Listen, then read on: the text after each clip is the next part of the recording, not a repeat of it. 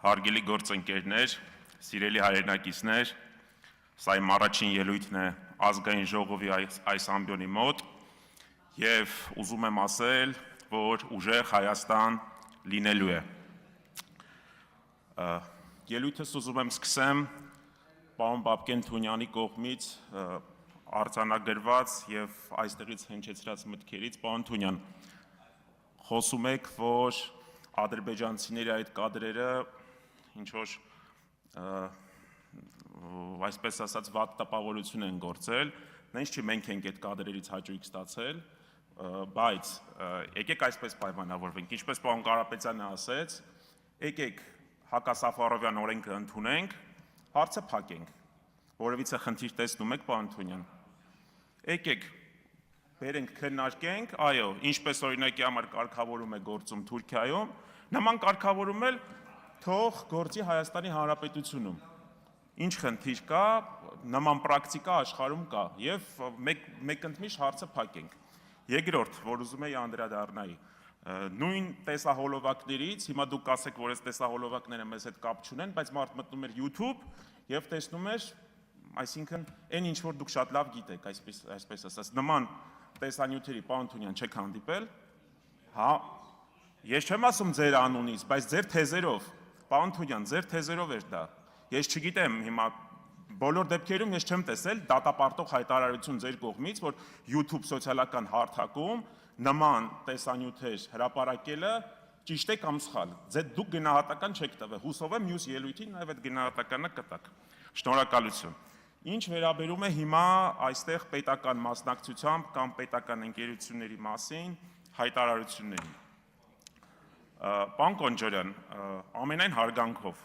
ես չեմ ուզում այստեղ քննարկել, թե ձեր կինը ինչքան աշխատավարձ է ստանում, կարանք ստեղծենք խորհրդարանական հարթակ, բացի հարց ու պատասխանից և բյուջեի կատարողականից, նաև այդ հարցերը քննարկենք։ Հիշատակում եք, որ տարիներ առաջ այս դահլիճներից մեկում լսումներ են տեղի ունեցել հեծի գծով։ Եկեք նաև անկախ մամուլը, մեր մյուս գործընկերները հարցեր են բարձրացնում, ասում են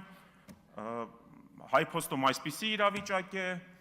Զանգեզուրի պրինցե-մոլիբդենայում տենդերների հետ այսպիսի իրավիճակ է, Ամուլսարում բարձր աշխատավարձով կառավարության ներկայացուցիչ կա, եկեք քննարկենք, պարոն Թունյան, եկեք տնտեսական հանձնաժողովում այս հարցը քննարկենք, ստեղծենք ձևաչափ և խորհրդարանական վերահսկողությունը ընդլայնենք այդ ուղղությամբ, ընդլայնենք, այո,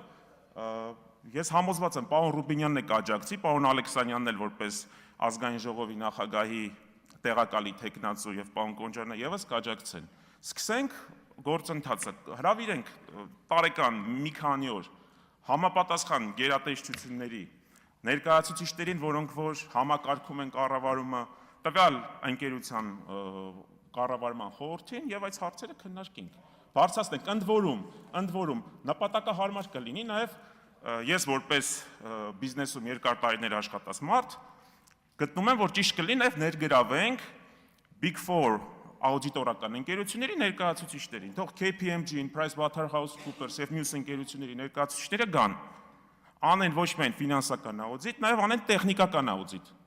Ինչպես օրինակի համար դա տարիներ առաջ, պարոն Ղազենյանի ելույթն է լինելու շուտով, արվել է հեծում։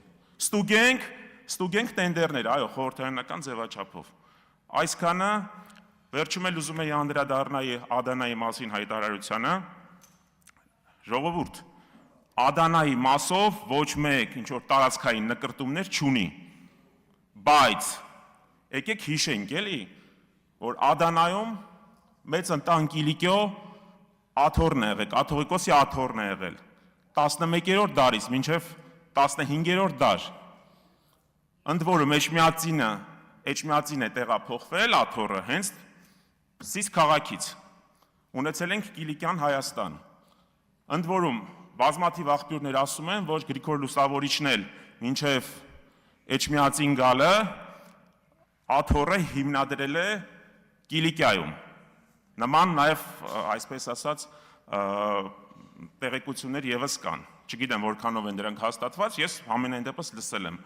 Եկեք նաև հիշենք Ադանայի ջարդը 1909 թվականին, որը որ հայոց ցեղասպանության դրվագներից մեկն է։ Շուրջ 30,000 հայ կոտորվել է Ադանայում։ Եվ հիմա դնում ենք, համեմատում ենք Հայաստանի այս տարածքը, 10 տարի եղել է ստենդ է։ Ժողովուրդ, Հայաստանի Հանրապետություն եւ պատմական հայրենիք հասկացությունները, եկեք չխառնենք, մենք ունենք պատմական հիշողություն, մենք ունենք սփյուռք, կանգնել մարդկանց ասել, որ գիտես ինչ, Ադանան մեզ հետ որևիցե առնչություն չունի կամ մեր հայրենիքը չէ, ես համոզված եմ ձեր միջել, բոլորս հայ ենք այստեղ, հարգանքներս մեր ռուս գործընկերոջը, ասորի եւ եզդի գործընկերոջը, քուրդ, կներեք, ամենայն հարգանքով, բայց բոլորս հայ ենք, շատերս ծերում ենք Արևմտյան Հայաստանից, Մուշից, ինչպես պարոն Կարապետյանը, իմ օրինակի համար տատիկը Սարղամիշից է, որտեղ 1914 թվականին սկսվել է առաջին համաշխարհային պատերազմը։ Եկեք այս մասերի մասին խոսելիս մի քիչ զգույշ խոսենք։ Շնորհակալություն։